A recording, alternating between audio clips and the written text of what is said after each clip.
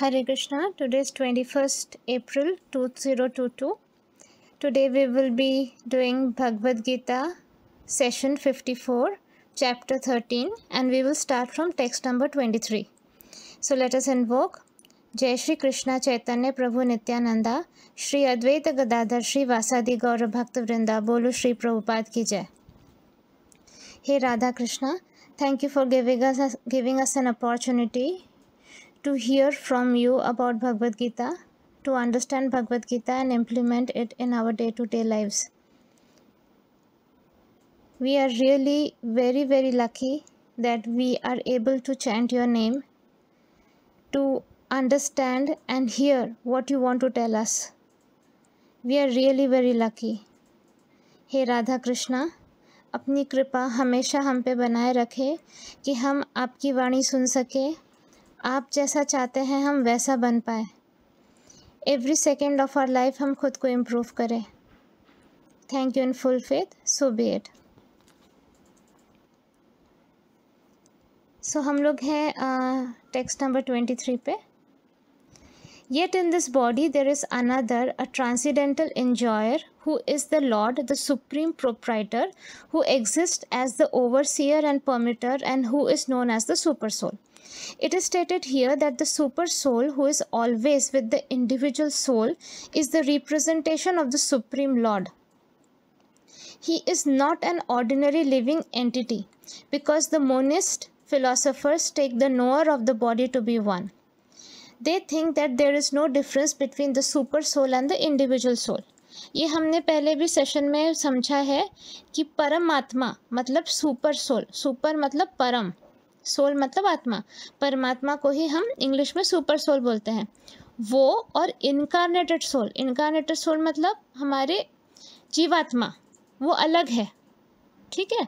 Individual soul मतलब incarnated soul, incarnated soul को कहा जाता है जीवात्मा, वो अलग है. परमात्मा अलग है. परमात्मा कौन है? परमात्मा रिप्रेजेंट करते हैं, मतलब सुप्रीम लॉर्ड को, कृष्णा को रिप्रेजेंट करते हैं. To clarify this, the lord says that he is the representation of Paramatma in every body. He is different from the individual soul. He is para. para मतलब transcendental. हाँ, transcendental का मतलब आप समझ लो डिवाइन. ऐसे the individual soul enjoys the activities of a particular field, but the super soul is present not as a finite enjoyer nor as one taking part in bodily activities, but as the witness, overseer, permitter and supreme enjoyer. super soul जो है, जो कृष्णा है, वो क्या है? वो bodily activities में part नहीं लेते. ये मत समझो जैसे हमारा सोल, जो हमारा इनकारनेटेड सोल है या हमारा जो जीवात्मा है, वो हमारे बॉडीली एक्टिविटीज़ में पार्टिसिपेट करता है. मतलब शरीर से जुड़ी हुई जो भी चीज़ें होती है, जो भी एक्शंस होता है, उसमें उसका इन्वॉल्वमेंट रहता है. लेकिन हम जो सुपर सोल है, जो परमात्मा है, वो हमारे शरीर में रहते हैं, लेकिन कैसे रहते हैं? As a witness. विटनेस मतलब जैसे कि वो आपके हर एक थॉट्स और एक्शंस को देख रहे हैं, वो विटनेस कर रहे हैं, वो हर एक मतलब वो साक्षी हैं कि वो आप जो भी सोच रहे हो, हम लोग जो भी सोचते हैं, हम लोग जो भी करते हैं, उसके वो साक्षी बनकर हमारे शरीर में रहते हैं. ओवरसीयर मतलब ध्यान रखने वाला. परमिटर मतलब जो परमिशन भी देता है कुछ करने को. And supreme enjoyer. कृष्णा को फाइनाइट एंजॉयर नहीं बोला जाता है, कृष्णा को कहा जाता है सुप्रीम एंजॉयर, मतलब उनसे ज़्यादा कोई एंजॉय कर नहीं सकता है. He is the supreme enjoyer. His name is Paramatma, not atma, and he is transcendental. It is distinctly clear that the atma and Paramatma are different. The super soul, the Paramatma, has legs and hands everywhere, but the individual soul does not. And because he is the Supreme Lord, he is present within to sanction the individual soul's desiring material enjoyment. Without the sanction of the Supreme Lord, the individual soul cannot do anything. The individual is Bhakta or the sustained, and he is Bhukta or the maintainer. There are innumerable living entities and he is staying in them as a friend. तो अच्छा, इसको समझते हैं थोड़ा सा. वैसे तो self explanatory है, लेकिन हम अगर कुछ चाहे ही तो कर ले, ऐसा भी नहीं होता है। कृष्ण भगवान सैंक्शन करते हैं। ये कितना इम्पोर्टेंट सेंटेंस है, देखिए। इसको अपोजिट वे से देखते हैं। मैंने एक बार कहा था कि जब हम कहते हैं कि हर एक पत्ता भी भगवान के मर्जी से हिलता है, मतलब फिर कर्मा फिलॉसफी का क्या मतलब हुआ फिर? मतलब फिर अगर सब कुछ भगवान ही कर रहे हैं तो हम क्या कर रहे हैं? तो वही यहाँ पर उसी को डीपली एक्सप्लेन किया गया है कि भगवान कौन है? सैंक्शन करने वाले। मतलब सामने वाला अगर चाहता है कि आपको मार डाले, भगवान जब तक सैंक्शन नहीं करते हैं वो आपको मार नहीं सकता। तो उसकी इच्छा हो सकती है, लेकिन अगर आप एंटाइटल्ड नहीं हो तो आप उसके हाथों से मर नहीं सकते। आ रही बात समझ में? इसको डीपली समझते हैं, क्योंकि अगर ये हम समझ गए तो हमारे मन से सारा फियर हट जाएगा। देखो, हर एक पत्ता भगवान की मर्जी से हिलता है, मतलब ये नहीं है कि इसको उल्टा वे से देखें, मतलब इनडायरेक्ट वे से देखते तो समझ में आता है। मतलब अगर मेरा मन करे आज कि मुझे भक्ति करनी है, भगवान उसको सैंक्शन कर सकते हैं, क्योंकि मेरा कर्मा है। हाँ, मैंने कर्मा किया है, एज पर मेरा माइन्यूट इंडिपेंडेंस मैं भक्ति कर सकती हूँ। एज पर मेरा माइन्यूट इंडिपेंडेंस मैं मर्डर भी कर सकती हूँ। फाइन। अब मेरा मन हुआ कि मैं आपका मर्डर करूँ, लेकिन आपका एंटाइटलमेंट नहीं है, आपने ऐसा कुछ कर्म नहीं किया जिसके वजह से आपका मर्डर होना चाहिए, तो भगवान ये सैंक्शन नहीं होने देंगे, तो सैंक्शन नहीं करेंगे वो। लेकिन यही मेरा मन है कि मैं मंदिर में जाके भिखारियों को खिलाऊं, वो भिखारी जो जिनका कर्मा बन गया है कि उनको खाना मिले, तो हाँ मुझे मिल जाएगा सैंक्शन। और अगर मेरा गुड कर्मा होगा कि मैं फर्दर गुड कर्मा करूं, तो वो सैंक्शन मिल जाएगा।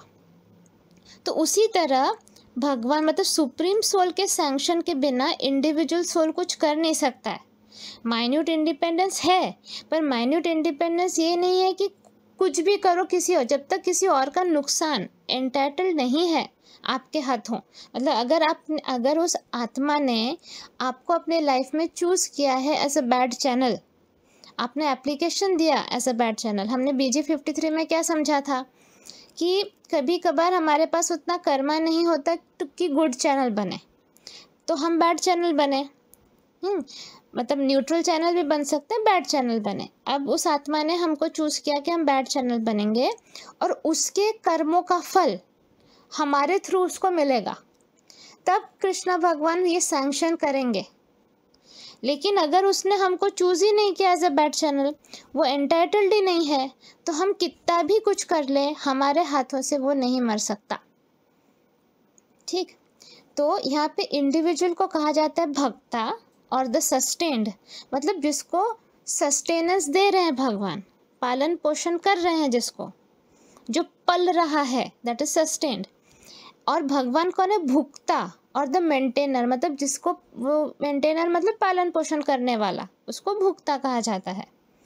So there are innumerable living entities and he is saying he's staying in them as a friend. तो इतने सारे जो living entities हैं उनके अंदर भगवान एज अ फ्रेंड रह रहे हैं, एज अ विटनेस रह रहे हैं, एज अ सस्टेनर रह रहे हैं। समझ रहे?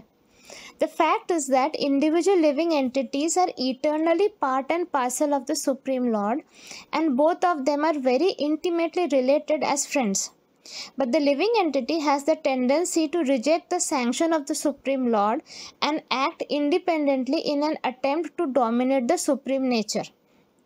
And because he has this tendency, he is called the marginal energy of the Supreme Lord.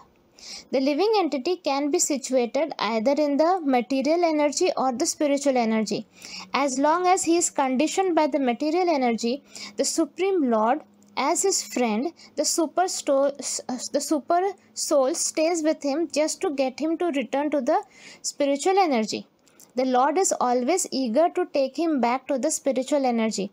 But due to his minute independence, the individual entity is continually rejecting the association of spiritual light. This misuse of independence is the cause of his material strife in the conditioned nature. The Lord therefore is giving instruction from within and from without. From without he gives instructions as stated in Bhagavad Gita, and from within he tries to convince them that his activities in the material field are not conducive to real happiness. Just give it up and turn your faith towards me, then you will be happy, he says. Thus, the intelligent person who places his faith in the Paramatma or Supreme Personality of Godhead begins to advance towards a blissful eternal life of knowledge. Okay, इसका मतलब ये है कि हम सब living entities के अंदर कृष्णा विराजमान है. ओके, एज सुपर सोल वो है. अब हमको माइन्यूट इंडिपेंडेंस दिया गया है. अब इस माइन्यूट इंडिपेंडेंस का हम मिसयूज़ करते हैं, मतलब उसका गलत इस्तेमाल करते हैं. तो एक लिविंग एंटिटी क्या रह सकता है, या तो मटेरियल एनर्जी में रह सकता है या स्पिरिचुअल एनर्जी में रह सकता है. मटेरियल एनर्जी मतलब ये मोह माया वाली जो एनर्जी है. हाँ, स्पिरिचुअल एनर्जी आप समझते हो. तो जब तक वो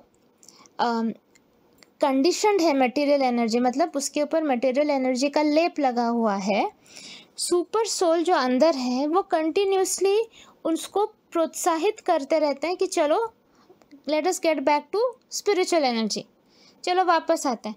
मैंने रेडिकल फॉरगिवनेस वाले ऑडियो में समझाया था कि हम वाइब्रेट कर सकते हैं, दोनों जगह पर हम एक साथ वाइब्रेट कर सकते हैं. जब हम नेगेटिव लोअर इमोशंस को इम्पोर्टेंस देते हैं, हम नीचे वाले फ्रीक्वेंसी पे वाइब्रेट करते हैं, मटेरियल नेचर वाला, फिजिकल वर्ल्ड का जो मटेरियल एनर्जी वाला. और जब हम हायर इमोशंस को वैल्यू देते हैं, डिवाइन इमोशंस को, लव, फॉरगिवनेस, ये सब में, तब हम हायर लेवल पे वाइब्रेट करते हैं.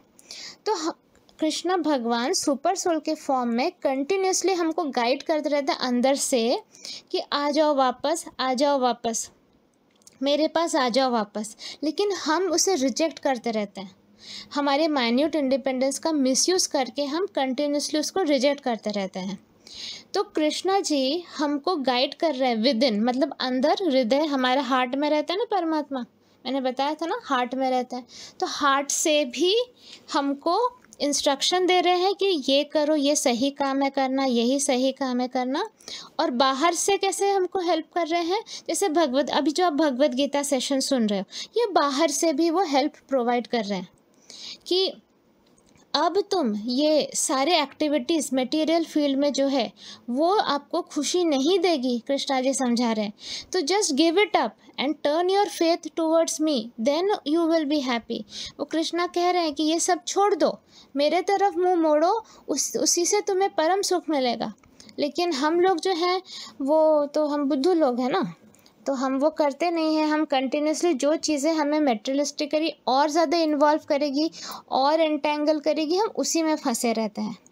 Thus the intelligent person who places his faith in Paramatma or the Supreme Personality of Godhead begins to advance towards a blissful eternal life of knowledge.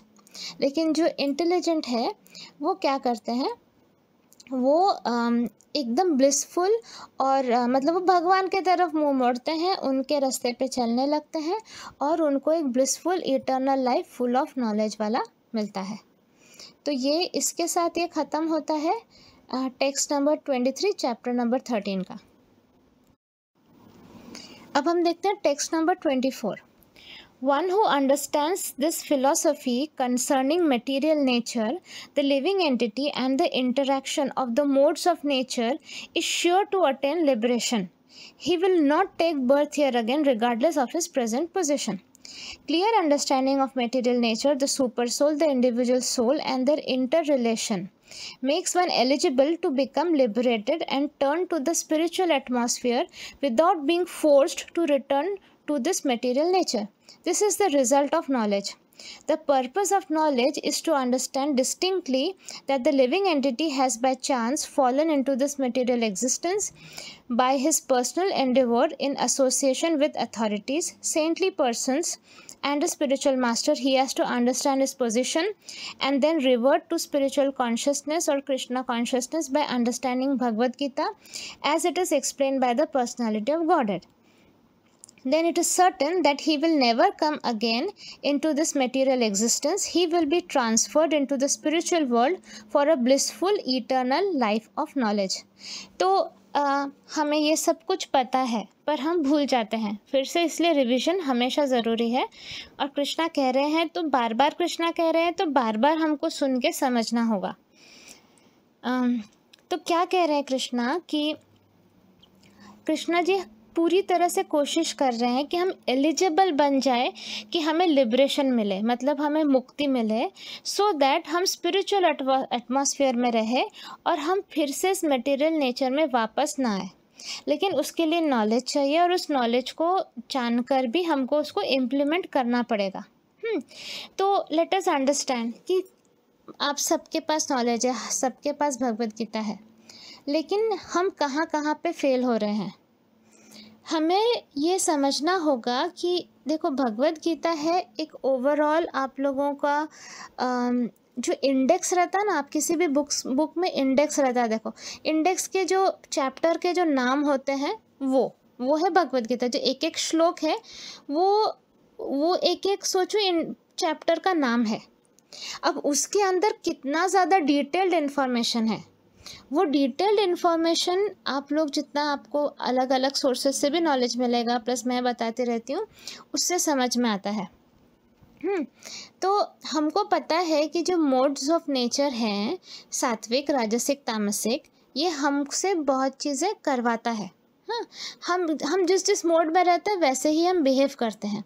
तो इतना तो हमें क्लियरली समझ में आ गया है कि कुछ चीज़ों से, मतलब हम चाहे कितना भी बेस्ट टू बेस्ट परफॉर्म कर ले, हम best of the best perform करें हमारे जॉब में, हम best of the best perform करें हमारे रिलेशनशिप में, हम अपने खाने पीने हेल्थ सबका ध्यान रखें, लेकिन फिर भी सब कुछ गड़बड़ होने का चांस होता है. ये तो हमको समझ में आ गया. तो ये क्यों हो रहा है? ये बार बार हो रहा है और हम बार बार सोच रहे हैं चलो ये ठीक कर लें. मैं आपको जैसे बता सकती हूँ कि एग्जांपल, हमारे पास बहुत सारे लोग आते हैं पैरानॉर्मल केसेस के लिए, कि जब वो लोग सारे डॉक्टर्स को दिखा चुके होते हैं, सारे मेडिसिन खा चुके होते हैं, फिर भी उनको जब उपाय उनको सोल्यूशन नहीं मिलता, वो आते हैं हमारे पास. जैसे केस होता है यूजुअली उनके पास इनफ कर्मा नहीं होता है, लेकिन जिनके पास इनफ कर्मा होता है उनको परमानेंट रिलीफ मिल जाता है हम जब केस कर लेते हैं. तो कोई आते हैं 2-3 SBC करके, वो भी दिल लगा के SBC नहीं, वो एक चैंटिंग वाले जो नहीं होते कि बस कंपलसरी प्रैक्टिसेस कर लेनी है क्योंकि SBC करना है तभी, वो वाले उनके पास सफिशिएंट कर्मा नहीं होता है, वो आते हैं. तो मैं उनको स्टार्टिंग में ही बोलती हूँ आपके पास सफिशिएंट कर्मा नहीं है कि आप सस्टेन करो, लेकिन एटलीस्ट आपको नॉलेज मिलेगा कि आप सफ़र क्यों कर रहे हो. इसके बाद अगर आप वर्क हार्ड करोगे, इसको इम्प्लीमेंट करोगे, आपको डेफिनेटली सस्टेन होगा. तो ऐसे वाले जो केसेस होते हैं वो 2-3 दिन तक उनको रिलीफ मिलता है, मतलब केस के बाद तुरंत उनको रिलीफ दिखता है. वो खुद ही लिखते हैं ये हुआ, ऐसा हुआ. 2-3 दिन तक सस्टेन होता है. वो थोड़ा बहुत कर्मा जो मैं डोनेट करके केस कराती हूँ, मैं अपना कर्मा डोनेट करती हूँ, वो करके कि बस एक झलक, एक टेस्टर, कि आप उसको स्टार्टिंग का नहीं होता कि आप टेस्ट करके देखो खाना कैसे, वो मैं आपको टेस्ट करवाती हूँ कि आप टेस्ट करके देखो, अच्छा आपको समझ में आता है. जैसे सस्टेन नहीं होता वो फिर डॉक्टर के पास भागते हैं, मतलब हमारे पूरे मेहनत पे पानी फिरते हैं. वो ऑलरेडी सारे डॉक्टर्स को दिखा चुके होते हैं, लेकिन फिर भी जब उनको वहाँ से रिलीफ नहीं मिलता, वो केस करते, केस के बाद उनको थोड़ा सा रिलीफ मिलता है, उनको दिखता है कि हाँ सच में ये सब हो रहा है, लेकिन वो आदत कुछ भी प्रॉब्लम हुआ तो वो मानना चाहते नहीं, मतलब उनका दिल वो कन्विंस नहीं होता है कि सच में मेरा ही कर्मा मेरे इस सफरिंग के लिए रिस्पॉन्सिबल है. वो मानना ही नहीं चाहते. उन्हें लगता है वो डॉक्टर के पास जाएंगे, डॉक्टर एक जादू वाली मेडिसिन दे देंगे और सब कुछ ठीक हो जाएगा. 99% लोग ये मानना ही नहीं चाहते हैं कि ये मेरा कर्मा था जिसकी वजह से मैं सफ़र कर रही हूँ. जिस मोमेंट पे हम ये रियलाइज़ करने लगे कि ये मेरा कर्मा था, हम तुरंत विक्टिम कॉन्शियसनेस से निकलते हैं. तुरंत विक्टिम कॉन्शियसनेस से निकलते हैं तो हमारा भाग्य बदलने लगता है. ये बात आप अच्छे से समझ लो.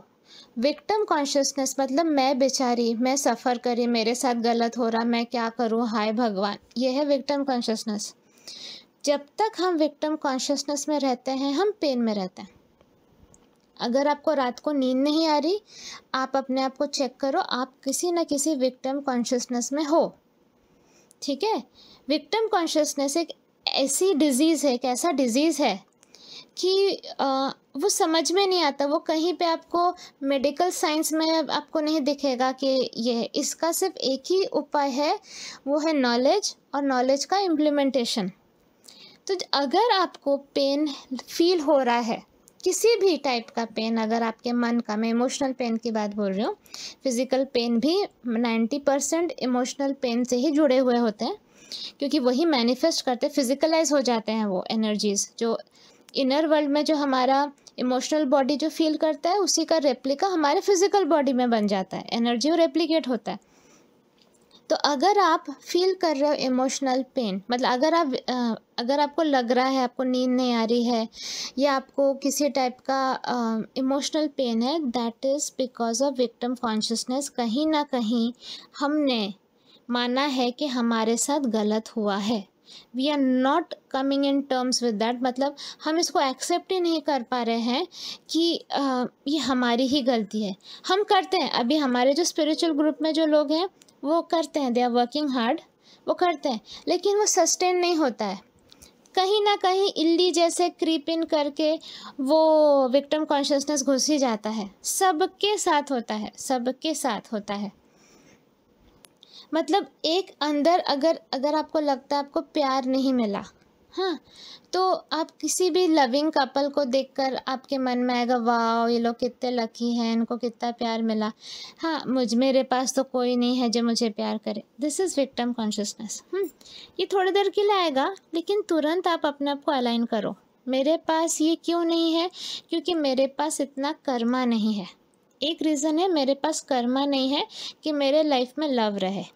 सेकेंड रीज़न है मैंने इसको अपने ब्लूप्रिंट में नहीं लिखाया क्योंकि मुझे इन सब चक्करों में फंसना नहीं था। मुझे भक्ति करके कृष्ण भगवान के पास अब जाना बहुत हुआ, मुझे कोई आलतू फालतू चीज़ों में नहीं फंसना है। ठीक है, वो गाना था ना, एक मूवी आई थी देखो, बाल ब्रह्मचारी, बहुत पुरानी मूवी, राजकुमार का बेटा पुरु था उसमें। तो वो कुछ तो गाना था, तू 36 की ना, तू 16 की कन्या, तू 36 की नारी, तू मीठा सा चाकू, तू तीखी कटारी, हमको क्या है करना, हम है बाल ब्रह्मचारी। देखो ये गाना अगर याद हो, मतलब कोई कोई लोग ये लिखवा के आते हैं अपने स्टोरी में कि चाहे कितनी भी एन्चेंटिंग ब्यूटी हो, चाहे कितने भी मतलब मेनका के आसपास घूमे फिरे, लेकिन हमको इन चक्करों में पड़ना नहीं है, क्योंकि उनको इतनी पड़ चुकी है यूनिवर्स से, इतने हैमर्स पड़ चुके हैं, हथौड़े पड़ चुके हैं पास्ट इनकारनेशन में, कि वो कान पकड़ के अपने ब्लूप्रिंट पे लिखाते हैं कि प्रभु चाहे कुछ भी हो जाए, I do not want a love life, मुझे लव लाइफ नहीं चाहिए, चाहे कुछ भी हो जाए।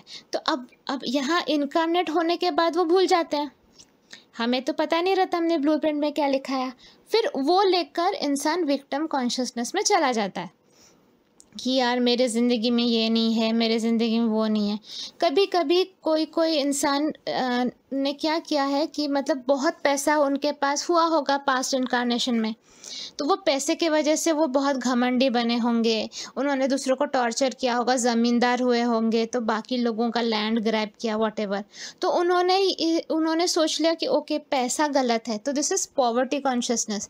पॉवर्टी कॉन्शियसनेस भी गलत चीज़ है, लेकिन उन्होंने सोचा तो उन्होंने कहा पैसा ख़राब है, मुझे अगले जन्म में पैसा ही नहीं चाहिए, ये उनकी अंडरस्टैंडिंग थी। तो उन्होंने अपने ब्लूप्रिंट में लिखा है कि मैं पैसा को रिजेक्ट करूँगा, मेरे पास पैसा आएगा तो पैसा चला जाएगा, हाँ मुझे पैसा नहीं चाहिए, गरीब रहूँगा।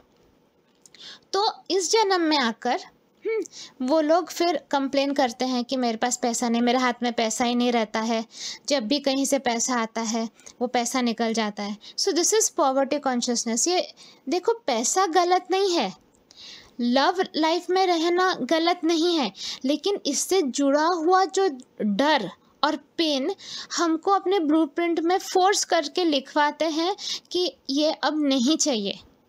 क्योंकि हमें इतना, हम लोग तो देखो गौतम बुद्ध नहीं है ना, हम वैष्णो देवी माँ है, हम लोग तो बेचारे नन्हे मुन्ने इंसान हैं जो कि कंफ्यूज हो जाते हैं, हाँ, जो माया में फंस जाते हैं। तो मोस्ट ऑफ अस, हम लोगों ने लिखवाया है कि हाँ, हमें खुद पे भरोसा नहीं है, जैसे ही सामने मिठाई दिखेगी हम फटाक से खा लेंगे। तो ये सब ना हो बोल के मिठाई ही ना आए सामने। आ रही बात समझ में? कुछ कुछ लोग हैं जिनको खुद पे कंट्रोल है, वो मैंने बताया ना बाल ब्रह्मचारी वाला एग्जाम्पल, तो उसको खुद पे कंट्रोल है कि तुम चाहे 16 की कन्या हो या तुम 36 की नारी हो, तुम मीठी कटारी हो या तुम तीखा चाकू हो, वॉटेवर। लेकिन मुझे कुछ नहीं कर रहा, मैं हूँ वो हनुमान जी का भक्त था तो इसलिए उसको ये सबसे कुछ मतलब नहीं था, मैं हूँ बाल ब्रह्मचारी। लेकिन बाकी लोग तो ऐसा नहीं है, बाकी लोग मेनकाओं को देख के फिसल जाते हैं। सो उन लोगों ने अपने ब्लूप्रिंट में ऐसा लिखवाया है। ये सब हमारे ब्लूप्रिंट में लिखने की वजह से हमारे लाइफ में वो सब डिप्रिवेशंस हैं, मतलब we are deprived of all those things which is in a way good. ये अच्छा हुआ, पर इसका साइड इफ़ेक्ट भी है कि हम दुखी रहते हैं। हमारे पास ऑफकोर्स जो चीज़ नहीं रहती उसी का दुख होता है, जो रहता है हम उसको ग्रांटेड ले लेते हैं, अरे ये तो होना ही चाहिए, सर पे छत तो होना ही चाहिए, हाँ कार में पेट्रोल तो होना ही चाहिए, जबकि नहीं, पेट्रोल का भाव बहुत बढ़ चुका है, ज़रूरी नहीं कि सब लोग पेट्रोल अफोर्ड कर पा रहे हो अभी। ओके, तो जो है let us be grateful for that कि हाँ भाई, I need to be grateful, मेरे पास जो नहीं है वो ब्लूप्रिंट में लिखवाया होगा। अब क्या उपाय है? पहले तो देखो भाई, इतने स्ट्रांग बन गए हो कि मेनका आएगी फिर भी मन डामाडोल नहीं होगा, फिर भी कृष्णा के तरफ मन रहेगा, तो फिर बोलो कि मैं एक एप्लीकेशन भेजो अपने सबकॉन्शियस माइंड के थ्रू, अपने स्पिरिचुअल मास्टर को भेजो कि आई वांट टू अप्लाई कि मेरे ब्लूप्रिंट में ये वाला फैक्टर चेंज हो। राधा कृष्णा को इन्वोक करो, मुझे बुलाओ, और उसके बाद ट्राई करके देखो। मुझे नहीं पता होता है कि नहीं। अगर किसी के साथ बहुत पेन हो रहा है, मतलब तुम्हारा कोई है तुम्हारे साथ जिसके साथ तुम्हारा इंटरेक्शन इतना ज़्यादा पेनफुल हो गया कि तुम्हारा मन बोलता बस हो गया, जबकि उसके साथ इंटरेक्शन ही तुमने ग्रोथ के लिए लिखवाया था, कि इसके साथ इंटरेक्शन होगा लेकिन मैं अपने गुस्से को कंट्रोल कर पाऊंगी, मैं फॉरगिव कर पाऊंगी, व्हाटएवर ये तुमने लिखवाया, पर अब लग रहा है सांस फूल रही है, अब नहीं झेला जा रहा, तो you can try to break the soul contract. उसके साथ का सोल कॉन्ट्रैक्ट ब्रेक कर सकते हो। सोल कॉन्ट्रैक्ट क्या होता है? सोल कॉन्ट्रैक्ट होता है कि दो सोल्स ने एक दूसरे के ग्रोथ के लिए एक दूसरे को लिखवाया है, वो साइन कर देते हैं कि मतलब वो होता है ना बॉन्ड साइन करना, वैसे हो जाता है कि हम ये वाले इनकारनेशन में एक साथ रहेंगे, हम एक दूसरे को बहुत परेशान करेंगे और इसी में हमारा ग्रोथ होगा जब हम फिर भी हमारे दिल में उसके लिए प्यार हो या फॉरगिवनेस हो, व्हाटएवर इस टाइप का। तो आप सोल कॉन्ट्रैक्ट ब्रेक करने का ट्राई कर सकते हो। अगेन अपने सबकॉन्शियस माइंड के थ्रू अपने स्पिरिचुअल मास्टर को इन्वोक करो और बोलो कि मैं एप्लीकेशन डालना चाहती हूँ कि मेरा सोल कॉन्ट्रैक्ट इस पर्सन के साथ ब्रेक हो। इसका क्या है साइड इफ़ेक्ट? साइड इफ़ेक्ट ये है कि आपका उसके साथ का जो ग्रोथ है वो रुक जाएगा। मतलब आप ही ने लिखवाया था, डेफिनेटली आप इतने स्मार्ट रहे होंगे ना पैदा होने से पहले कि आपने इस इंसान को लिखवाया और वो इंसान भी अग्री किया, उसने भी अग्री किया, वो भी तो बैड चैनल बनने के लिए अग्री करेगा ना, उसने भी अग्री किया, उसमें उसका भी ग्रोथ था, तो आप ये कर सकते हो। अब आपका एप्लीकेशन जाएगा ऊपर, ठीक, अब वो वाले सोल भी को भी तो अप्रूव करना पड़ेगा, सिर्फ आप चाहो तो डिवोर्स नहीं दे सकते ना, सामने वाले को भी डिवोर्स देना पड़ेगा, राइट।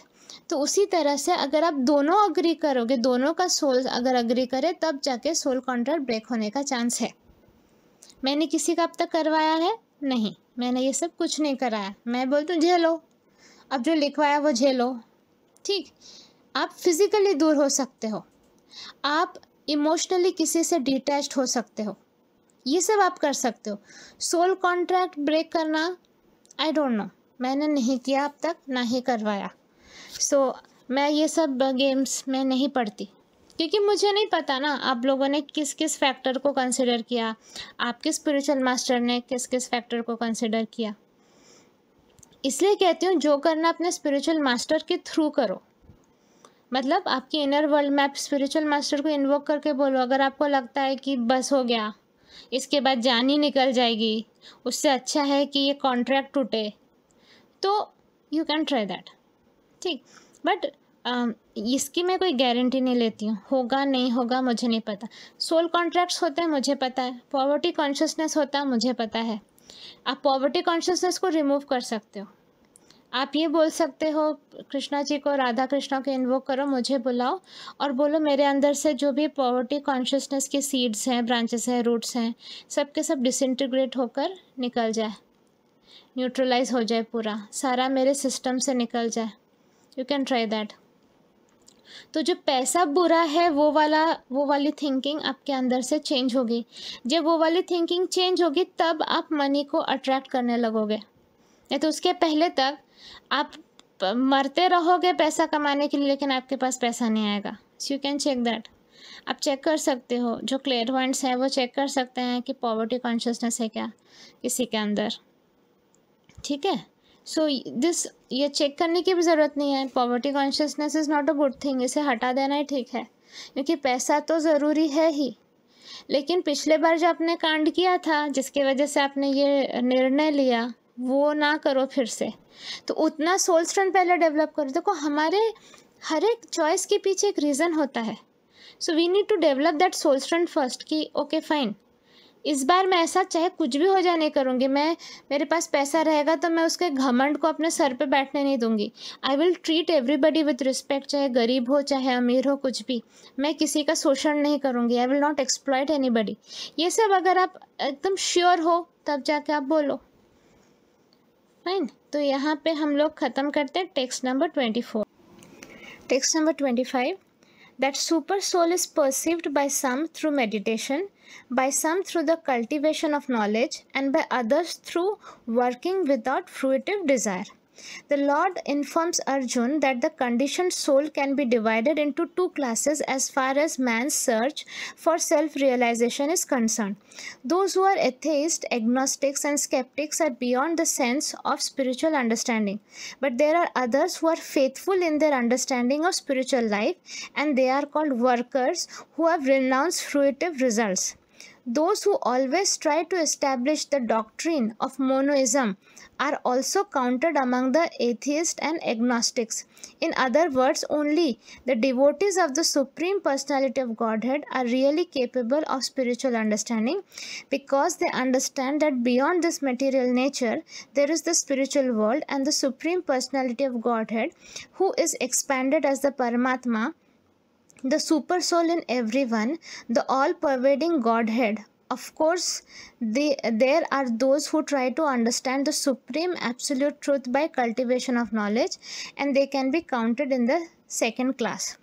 यहाँ पे क्या कह रहे हैं कि जो कंडीशन सोल है, मतलब हम लोग, कंडीशन सोल मतलब हमारे ऊपर मेटेरियलिस्टिक एनर्जी की परत है, can be divided into two classes, दो क्लासेस में होते हैं. As far as man's search for self-realization is concerned, those are atheists, agnostics, and skeptics are beyond the sense of spiritual understanding. But there are others who are faithful in their understanding of spiritual life and are called workers who have renounced fruitive result. मतलब एक category क्या है atheist का, मतलब जो भगवान को मानते ही नहीं है. स्केप्टिक्स, जो आप कुछ भी बोलो वो आपका उसको उल्टा ही कुछ बोलकर आपको कमेंट करेंगे कि है ऐसा नहीं होता वैसा नहीं होता, वो टाइप वाले. और एक है जो कि फेथफुल हैं, जो कि सच में मेहनत कर रहे हैं, स्पिरिचुअल लाइफ को समझने की कोशिश कर रहे हैं, और उन्होंने अपना फ्रूटिव रिजल्ट मतलब कर्म का फल को ही त्याग कर दिया है. कर्म करते हैं पर फल की इच्छा नहीं रखते, मतलब फल उन्होंने कृष्ण भगवान को दे दिया है कि आप देख लो. So those who always try to establish the doctrine of monoism are also counted among atheist and agnostic. In other words, only the devotees of Supreme Personality of Godhead are really capable of spiritual understanding, because they understand that beyond this material nature there is the spiritual world. मतलब बाकी मोनोइज्म फोनोइज्म वालों को छोड़िए, अलग अलग type of spiritual paths हैं, लेकिन जो कृष्णा कॉन्शियसनेस में है, जो कृष्णा भक्ति कर रहे हैं, उनको ये समझ में आ गया, उनकी कैपेसिटी है समझने की कि मटेरियल नेचर के बियॉन्ड मतलब आगे जाकर एक स्पिरिचुअल वर्ल्ड भी है, जहाँ पे श्री कृष्णा है मतलब supreme personality of godhead, उन्होंने एक्सपैंड किया एज परमात्मा, the super soul in everyone, the all pervading godhead. ठीक है, तो परमात्मा बन के सबके अंदर विराजमान है वो लोग समझते हैं। हाँ, कृष्णा कॉन्शियस वाले ये समझते हैं। Of course, there are those who try to understand the supreme absolute truth by cultivation of knowledge, and they can be counted in the second class. बाकी जो ज्ञान योगी हैं, जो कोशिश कर रहे हैं सुप्रीम सत्य, परम सत्य को समझने की नॉलेज के थ्रू, उनको सेकंड क्लास में काउंट किया जाता है। The atheistic philosophers analyze this material world into 24 elements. जो atheistic होते हैं ना, जो नास्तिक, वो इस वर्ल्ड को, मटेरियल वर्ल्ड को समझते हैं 24 elements, and they place the individual soul as the 25th element. तो वो उनके हिसाब से हमारी जो आत्मा है वो 25th एलिमेंट है। When they are able to understand the nature of the individual soul to be transcendental to the material elements, they are able to understand also that above the individual soul there is supreme personality of Godhead. He is the 26th element. Thus gradually they also come to the standard of devotional service in Krishna consciousness. So धीमे धीमे ऐसे करके वो भी Krishna consciousness तक आ जाते हैं। Those who work without fruitive results are also perfect in their attitude. जो कर्म के फल की चिंता नहीं करते वो भी perfect हैं। They are given a chance to advance to the platform of devotional service in Krishna consciousness. मतलब ये किनको कहा जा रहा है? कुछ कैटेगरी ऑफ लोग होते हैं जो सिर्फ कर्म करते हैं, वो ये नहीं सोचते हैं कि इससे कुछ, तुम देखो बहुत सारे एनजीओ के लोग जो वॉलंटियर्स होते हैं, जो अफ्रीका में जाके सेवा कर रहे, ये कर रहे, वो ये नहीं देखते हैं कि इस सेवा का उनको कुछ फ़ायदा मिलेगा कि नहीं, वो बस करते रहते हैं सेवा, क्योंकि उनको वो अच्छा लगता है करना। तो उनको भी चांस मिलता है स्लोली एडवांस होकर आगे बढ़ के कृष्णा कॉन्शियसनेस तक आना। Here it is stated that there are some people who are pure in consciousness and who try to find out the super soul by meditation. कुछ लोग हैं जो मेडिटेट करके कोशिश करते हैं परमात्मा को समझने का। And when they discover the super soul within themselves, they become transcendentally situated. ऐसे है ना जो मेडिटेशन करते हैं, उनको फिर अपने अंदर ही दिख जाते हैं भगवान, और फिर वो एकदम ट्रांसेंडेंटल हो जाते हैं। Similarly, there are others who try to understand the supreme soul by cultivation of knowledge, and there are others who cultivate the hatha yoga system and who try to satisfy the supreme personality of Godhead by childish activities. तो ऐसे बहुत सारे categories हैं। कोई हठ योग करते हैं, योगा के थ्रू जो समझने की कोशिश करते हैं, बहुत सारे हैं ना, क्रिया योग ये है वो है, कि जिसके थ्रू आप परमात्मा को समझ लोगे, जान लोगे कि ये परमात्मा आपके अंदर है। बट जब तक आप उनसे प्यार नहीं करोगे, सब कुछ एक जगह पे आके स्टॉप हो जाएगा। आप डेफिनेटली प्रोग्रेस करोगे। ये सारे जो योगिक सिस्टम्स हैं, मेडिटेशंस हैं, ये सब के थ्रू आप प्रोग्रेस ज़रूर करोगे। You will be better from those normal people जो सिर्फ मटेरियलिस्टिक चीज़ों में बिजी हैं। डेफिनेटली आप उनसे बेटर हो और आपको मन की शांति भी मिलेगी। लेकिन जब तक आप प्यार नहीं कर पाते हो कृष्णा से, तब तक तो स्टोरी कंप्लीट ही नहीं होगी। क्योंकि जब तक आप कृष्णा से प्यार नहीं करोगे, तब तक आप उनकी सृष्टि का कैसे उद्धार करोगे? सही बात है ना। अगर आपसे सपोज आपके 2-3 बच्चे हैं, कोई आपसे प्यार करेगा तो आपके बच्चों के बारे में भी अच्छा सोचेगा, वो उनको भी हेल्प करने की कोशिश करेगा। लेकिन अगर अब वो आपसे ही प्यार नहीं किया, बस आपको जानने लगा, अच्छा आप हो, आप यहाँ रहते हो, आप ऐसे ऐसे दिखते हो, उससे क्या फ़ायदा होगा? तो इसी तरह जो बाकी जो स्पिरिचुअल पाथ हैं, जो कृष्णा कॉन्शियसनेस वाला पाथ नहीं है, जो बाकी स्पिरिचुअल पाथ है, उससे समझ में आता है कि ओके परमात्मा ऐसे दिखते हैं, वो यहाँ रहते हैं, वो ये करते हैं।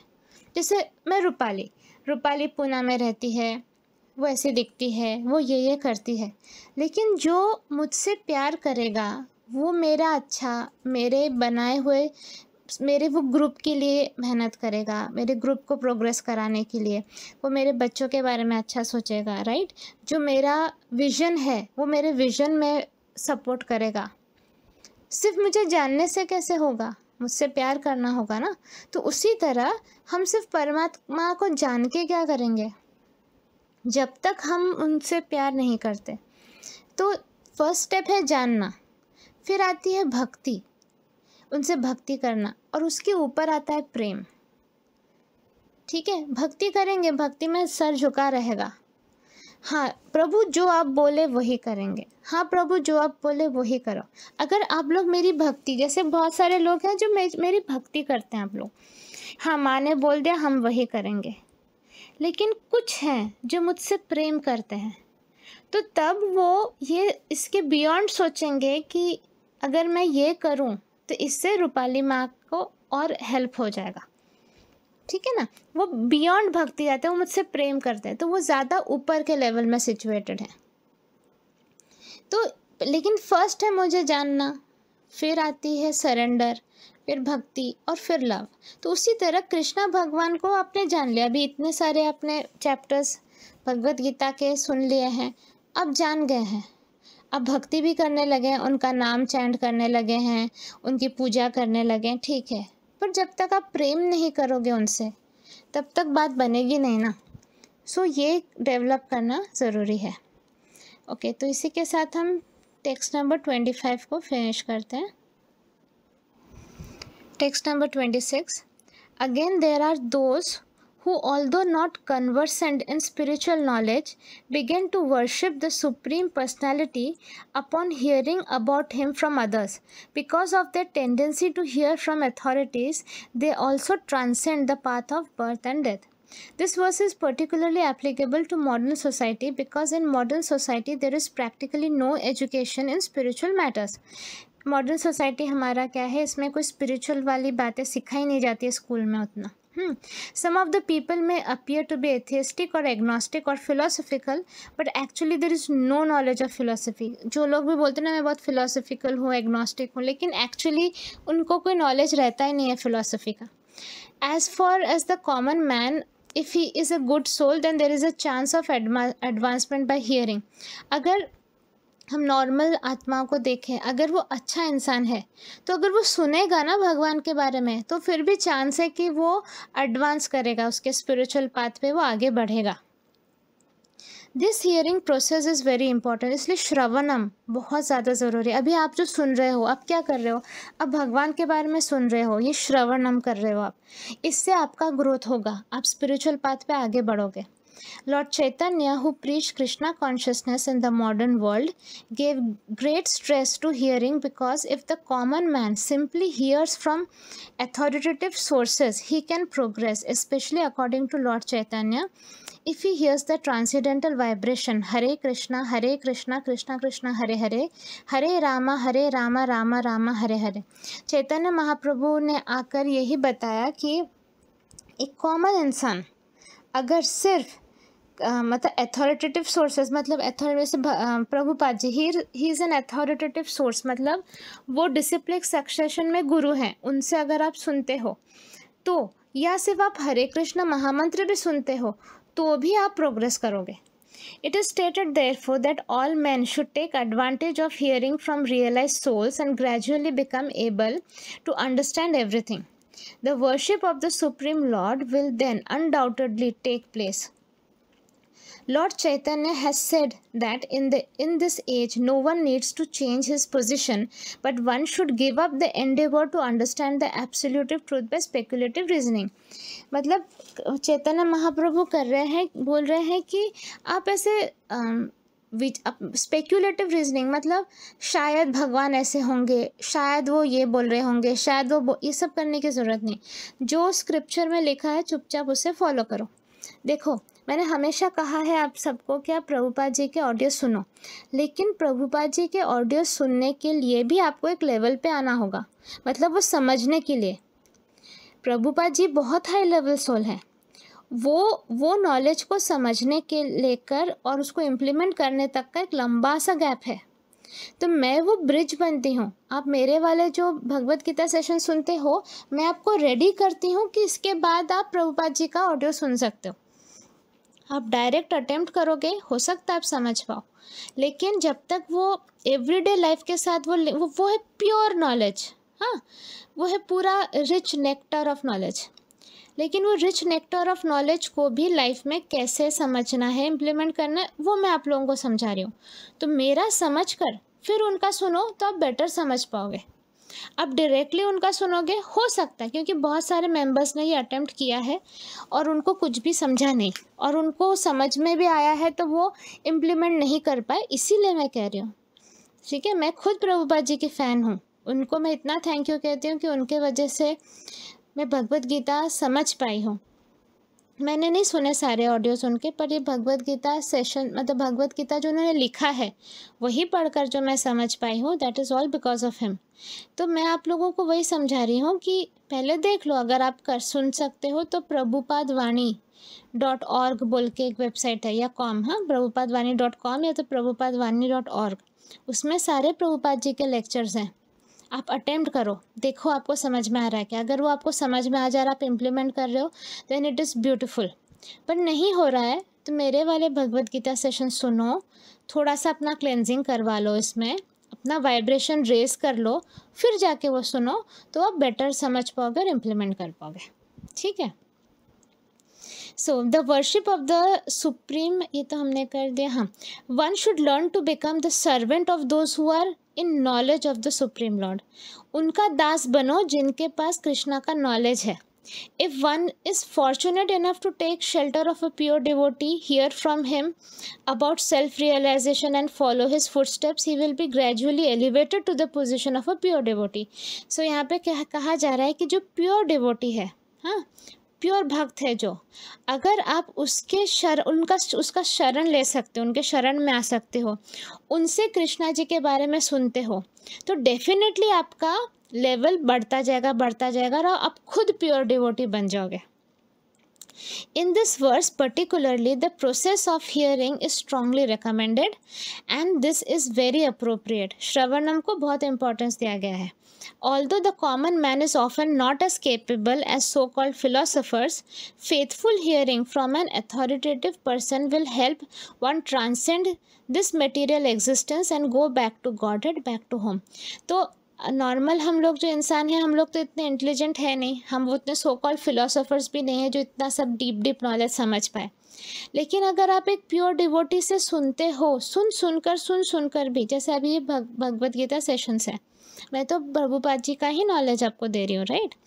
तो ये जब आप सुनते रहोगे तब उससे भी वो भी आपको इतना हेल्प करेगा कि आप गोलक वृंदावन पहुँचने के एक स्टेप क्लोज़र चले जाओगे। ठीक, तो इसके साथ हम लोग यहाँ पे फिनिश करते हैं आज का टेक्स्ट नंबर 26, चैप्टर 13, टेक्स्ट 26 पे हम ये ख़त्म करते हैं। होपफुली आप लोग ये समझ पाए हो, और अगर आपका कोई क्वेश्चंस है तो आप डेफिनेटली अपने मेंटर्स से पूछिए, और आपके मेंटर्स आपको नहीं आंसर कर पाए तो वो लोग उनको कहिए कि रूपाली माँ को ये क्वेश्चन फॉरवर्ड करें, I will answer your question. Okay, SBC practices करते रहिए और हमेशा स्माइल करते रहिए। संडे सेशंस में आइए, वो बहुत इंटरेस्टिंग होता है, वो इंटरैक्टिव होता है, जहाँ पे मैं आपके क्वेश्चंस का आंसर वहीं पे लाइव देती हूँ। ठीक है, आपको एनर्जी फील होगी वहाँ पे, ब्लेसिंग्स फील होगा, आप मिरेकल्स देखोगे, कितने लोगों का दर्द चला जाता है, पेन चला जाता है, कितने लोगों के लाइफ में सुधार आया है। सब अपने अपनी स्टोरीज़ बताते हैं, किस तरह से उनकी लाइफ चेंज हुई है, वो किस तरह से ऑब्स्टेकल्स को फेस कर पा रहे हैं अभी। तो आपको भी मोटिवेशन मिलेगा उससे। आप सबको इनविटेशन है, आप लोग प्लीज़ आइए संडे सेशन जो 11 बजे होता है। उसका लिंक हमारे फेसबुक ग्रुप में प्रोवाइड कर दिया जाता है हर हफ्ता। ठीक है, तो इसी के साथ हम लोग थैंक यू प्रेयर बोलते हैं। जय श्री कृष्ण चैतन्य प्रभु नित्यानंदा, श्री अद्वैत गदाधर श्री वासादि गौरव भक्त वृंदा, बोलो श्री प्रभुपाद की जय। Thank you so much Radha Krishna for your divine knowledge, for your blessing, for your guidance. We thank you in full faith. Tathastu. Bye bye. Hare Krishna.